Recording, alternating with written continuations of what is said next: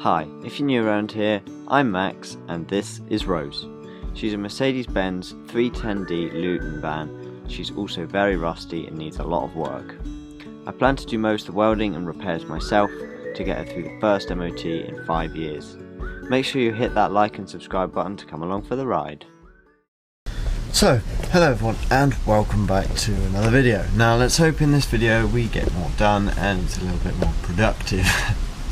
Yesterday I took off the brake caliper and took the brake pads off that because my brake pads have arrived and the brake pad fitting kit. The caliper is completely disconnected obviously because I've taken the brake pipe off. I've also disconnected all the brake pad wear sensors on all four wheels. Just to simplify things because I'm not going to use them. I'm not going to buy the things that need it, and it's just another electrical thing to go wrong, you know. So this is Denitrol. It's very similar to wax oil. Wax oil is made by Hammerite. This is some other stuff. Apparently 4x4 people use it quite a lot and it's quite good stuff. It's a bit more expensive than wax oil, so I'd like to hope it's better stuff. But yeah, this is just spray on. Just take this cap off, no air compressor, just spray it on. And yes, black, just spray it on. It's like a stone chip basically. I've also bought this one, which is also Denitrol, but it's cavity protection, this one, and this is what I'm going to put inside the chassis. Now it comes with this little nozzle here, but we all know that's going to be useless, so I bought one of these, and with this came these are little plugs. So what you do is you drill like a little 8 or 10 mil hole in your chassis. You get this pipe and you put it in the hole, just put it in, pull it through the chassis while spraying, take it out and plug it with one of these bungs so obviously no dirt and debris can get in there. So cavity wax is obviously for once the box is off, once I've done all the welding, because obviously it's just going to be pointless. But for now, I'm going to put this on before all the brake lines go on, because you're not supposed to paint brake lines when it comes up as an advisory on the MOT, which is just like a silly advisory. So I'd rather not have that. So I'm going to spray inside the wheel arches today because there's no brake pipes, so it's just going to be easy. So yeah, today I'm going to be grinding back all the axle and leaf springs, anti-roll bar, everything under the front of the cab, including a few of the cross members, and just paint it all in red oxide with about 2 coats, the Rust-Oleum 769. I'll put a link in the description to where I get it. Not cheap stuff, but honestly I've seen people that have welded their vans and then have to do it again because they didn't paint it all properly. So I am literally, as I say, stripping back all loose paint. If it's reluctant to come off, it obviously doesn't need to come off because it's well stuck. But anything that just flakes off or is likely to come off or has got rust beneath, it's all coming off. It's all getting coated with Rust-Oleum 769, a good quality paint, at least 2 coats, probably 3 in places. And then it's getting 2 top coats of this, which is the Paints for Trade website. I'll put a link in the description to this, and it's the same place most people get their military paints if they don't get it off Amazon. It's quite cheap to get it from here, I think. I think it's cheaper. I always just look around. Sometimes it's cheaper on Amazon, sometimes it's not. But this is chassis black, so this isn't military paint. This is especially for This is especially for chassis. And yeah, the whole thing after it's been red oxided, front to back, all the back and everything, is all going to be painted in that 2 coats, because that should be, because the Rust-Oleum 769 is just like a primer. So the chassis black is going to be like to protect the primer essentially. I believe this is rust prevention, but I wouldn't trust it. It's 30 quid for 2.5 litres. Rust-Oleum do a 5 litre tin of this Rust-Oleum 7500 or Rust-Oleum alkane, and that is £130 for 5 litres. I was tempted to get that because it's super durable, but I was just like, I can't justify spending £130. Whereas I think if you got 5 litres of this, it was like 40 quid or 45 quid. So, but I only need 2.5 litres anyway. If they did a 2.5 litre, I might have bought that, but they didn't, so I bought chassis black, but it's protected with Rust-Oleum, so it should all be fine anyway. The other thing I bought was the top coat for the box. Because when the box is off, it's going to be a bit lower, so I'm probably going to paint the box then. and because I was ordering from their website, they charge postage, so I was like, I'll just order it all. And look at it, I did a little test patch. There we are. Doesn't that look smart? It's satin, it's still kind of glossy because it's still drying, because I just put it on this morning, and yes, I put it on with a very cheap crap brush, but it was just to test the colour, and I like it. So let me know what you think of that. Oh yeah, as I said, the main task for today is to use this wire wheel and clean back everything under there. So you can take a look over there on the driver's side where I've painted all the leaf springs and everything, and halfway along the anti-roll bar and axle, but I haven't done this half, as you can see. And I'm not painting the chassis red anymore, just because I'm not. So all of that is going to be coated in black paint and look very smart by the end. And then everywhere from, like, even this part of the chassis, it's all going to be in that denitral. Now this stuff up here is the original blue Mercedes stone chip, and yeah, it's still in good condition. That's why I haven't taken it off. I'd like to almost show that it's nice, but it's not nice enough everywhere to keep it, so that's all going to be black up there. And then this I might paint black. It's the gearbox, just because someone painted it grey again. I hate the person that painted everything grey. But yeah, that cross member there, the engine mount, at the front, and then this, the gearbox mount, will also all be painted black. I'm not going to paint the bottom of the floor of the cab black because somebody sprayed it grey, the same person that did all this. So I'm going to leave that grey because I've only got a brush and I can't be asked to go over all of that. Okay, so one quick thing first. If you remember the last video, which I've just finished editing, I was struggling to get this out of the rear drum. Now obviously I've got it out now. I was going to do it when the box was off because it would be easier, but as I said in the last video as well, I don't like relying on other people because I never know when it's going to suit them or when things are going to happen. If it's just me, I can just go, okay, I'm going to do this today. So I've still got a couple of bits of welding at the bottom of the B pillar on the other side that I still just keep forgetting about, and obviously I've got that front suspension point, and I've got to paint the whole underside of the cab, so I've got things to do, so I'm not panicking anymore. But I also thought, well, another job I could do is do the brake lines. So I was like, I want to get this out. So I took the wheel off, and it occurred to me what a bleed nipple is.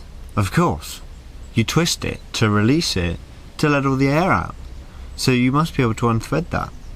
So I got that out using a ring spanner. That's 8mm, that is, or 7mm. 7mm. That was 7mm. This was a 9mm that didn't work anymore. And if the camera wants to focus, you can see that I've completely mullered it. So yeah, you can see there's like sort of two lips, like there. And that's because the 9mm rounded off with the ring mill spanner, if you watched the end of the last video. And then so today I got an 8mm socket and hammered it on. And then whilst pushing against it, because I had it from the wheel side this time so I had more access, whilst pushing against it, because this is off, I could now get a socket around it. That was my issue before. And now I just pushed it and turned it, and it took a couple of tries and it didn't just work first time. I kept hammering it on, trying to find an imperial size that might be a shade smaller, like 8.5mm. Just couldn't find it. So then just went hammering this one again, and finally got the damn thing out. So I'm going to thread this back in so I don't lose it because it's a bleed nipple.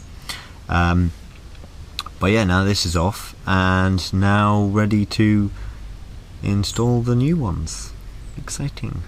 This is the caliper. So I've put that brake line back in it for now just to stop dirt getting in it. But what I'm going to do is put this, because I was looking for one of these but I threw all the other ones away. Just put that random end in, because that will then act like a plug whilst I paint it and get all the crap off it, so nothing goes inside the important hole. And then the other thing, yes, I'm going to paint this as well.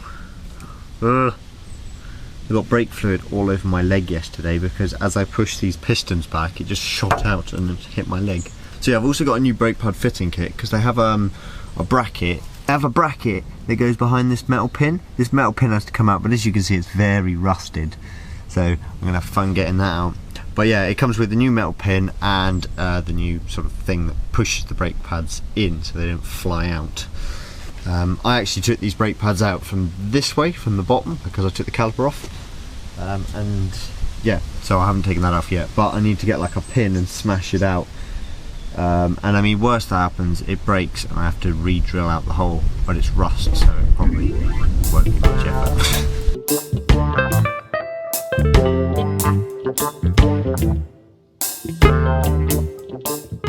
Do you know, I made a proper effort there to film, and my camera just screwed it all up.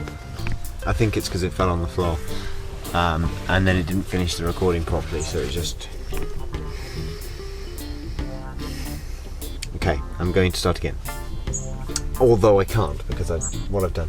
So, what I did is, it's got two bleed nipples, one on the inside, one on the outside, and I released them while the caliper was out, because now I've painted it all nice, because I had the caliper off. It's still technically off, I'm halfway through bolting it on, that's what I was just filming.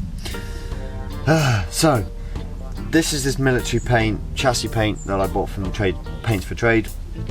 First impressions of the paint, I really like it. It dries really quick, it dries quite nicely in my opinion.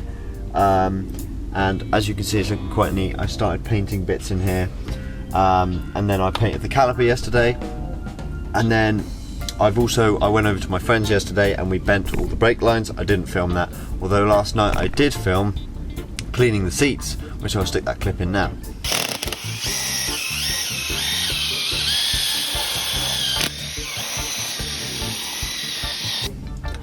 So yeah, we didn't end up flaring the ends because he forgot to borrow the tool from his friend or work, so we couldn't do that, but we did the seats and we bent all the brake lines so they're almost ready to go and get fitted back in, but not quite yet. And he suggested to break the bleed nipples before he came over, and I thought, actually, seeing as we've got the caliper off, I might as well do it. So I just struggled then, had it all on film and everything, to take these bleed nipples, loosen them off while it was easier. Now that's done. And I was just saying how my friend came over yesterday in a Mercedes Sprinter, and well, the disc is put on with silly little T30 screws, which only have about 5mm depth to them, and they just round off, both of them.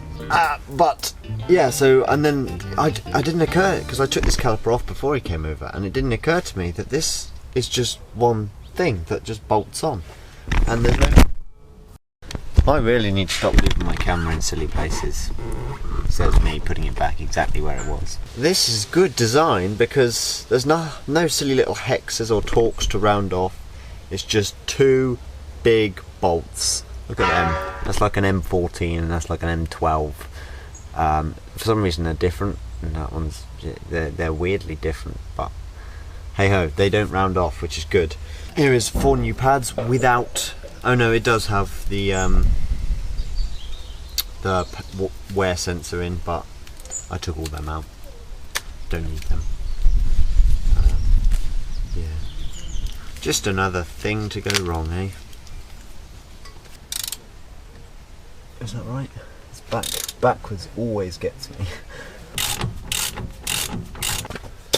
Well, that's that now bolted on. With brake pads, I always put them on the wrong way on my car, because they pack them obviously in sets of 4, and they do 2 fronts and 2 backs, or however they do it, and I always put the 2 that fit in first, go to the other wheel, and realise I've put the wrong 2 in and have to swap it round. Don't really know what I'm doing, if I'm honest with you. It's reassuring for brakes, isn't it? Well, that one fits lovely. For pushing brake pads in, brake pistons, these are the best tool I've found to do it. Without buying a specialist tool, obviously.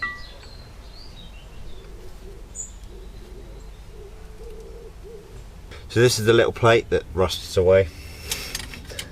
and that just goes over there. Okay, and then you need one of these pins, which is the thing I got out. Got like a little metal spinny thing as well, and it goes in from the back, from my understanding. This is not a tutorial. I don't know why I'm pretending it is, because I have no idea what I'm doing. I'm just guessing. I say always give it a go, but don't copy me exactly, because I'm just giving it a go as well. So, you know, I could be doing something tremendously wrong. Do it at your own risk. Okay, so I found out how to do it. I took it all back out again. Not the pads though. I just tapped the pads in lightly with the hammer to push them down a bit more, so then this plate could go down a bit more. It is sprung loaded, because obviously that's what is pushing the pads in. And then I could push the bar all the way until the little bit touched here, and then I just hammered it that way until you could see it through there. It is still sticking out a bit back there. I don't know how much it should stick out, but for now I'm going to leave that. Yes, but look, looking very smart now. So here I've just taken off this one, and look, this is all the grease from when people grease the kingpins without removing the excess grease, so it just gets everywhere. I did start to paint this one on the outside red, but that's just using the Rust-Oleum 769, so it wasn't the greatest. So yeah, I'm just going to do this one black the same, but you can see, this is what made me get new pads. You can see where it started to come away from the metal back plate, and as I said, this plate just is non-existent. Yeah, I'm not sure I want to be driving around on that. It's wedge. Look at that.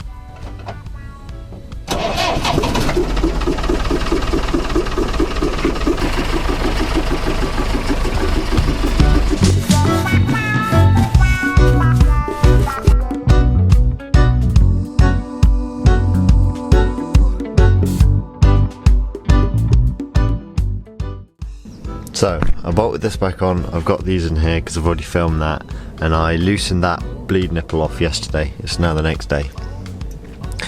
I've just had to hammer on a 10mm socket onto this 11mm because it was really weird. You could fit a 10mm spanner over two sides, but then if you put an 11mm spanner around, it just spun all the way around, but the 10 wouldn't fit anywhere else because it's supposed to be an 11. But I've just managed to hammer this onto it, and now I'm going to give it a go. Okay. Boom. Easy.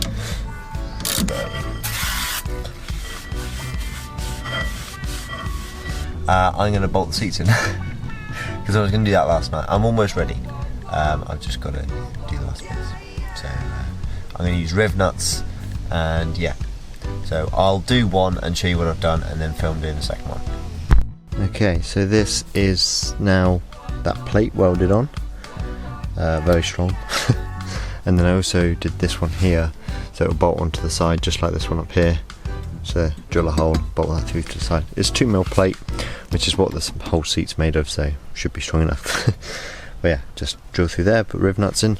That's what I'm in the process of doing over here. Got riv nuts in there. That one's an M10 one because it was an existing hole that was too big to fit M8. Then there I've drilled one, put an M8 in, and then the other one's going to be there, and the other one's going to be about there. So yeah, let's get them all drilled in. So it's actually the next week, and I'm halfway through recording the next video and editing this video, and I've just realised I never finished this video. Okay, so the seats are in and they work amazingly, and I'm really happy with how they turned out. Let's have a look. Here is the bolt that goes on the side, and it follows the angle of the seat box because obviously that's at a slight angle, and obviously you got the big M10 there, and the rest are M8.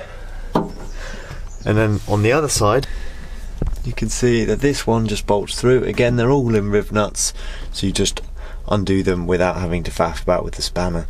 And then the battery's under there, so that one needs good access. So yeah, I'm really happy with them. Just made little plates. This one's not quite as nice as that one, but hey. Yeah, very happy with it. Okay, so one thing before I go, because it's pretty much the end of the video. YouTube is mad. My last video did amazingly, and I didn't add a thumbnail because I forgot. I didn't add any tags. I don't even think I added a description. I think it was I just put it up there and I was like, right, I need to finish that, do the details on it. Never did. and it's rocketed. It's #1 for the last 10 videos. It's mad. It just shows, like, all these people going, oh, you need good thumbnails, oh, you need this, oh, you need that. It's all bollocks. It's just whatever YouTube decides to push, they will push. So far, it's mad. But yeah, so thank you for all your support on the last video. I really do appreciate it. Any new subscribers come from that video, thank you very much. I hope you like this one as well. And I'm currently in the process of making the next video. And yeah, so this video is just about to go up on Patreon, and yeah, so if you would like to see me on there, links in the description, but again, no obligations to do so. But yeah, that's my phone going off, the camera battery's dying, and I need to get on doing this leaf spring carrier, which I was supposed to do in this video, but now it's going to be the next one. So I'll see you next week.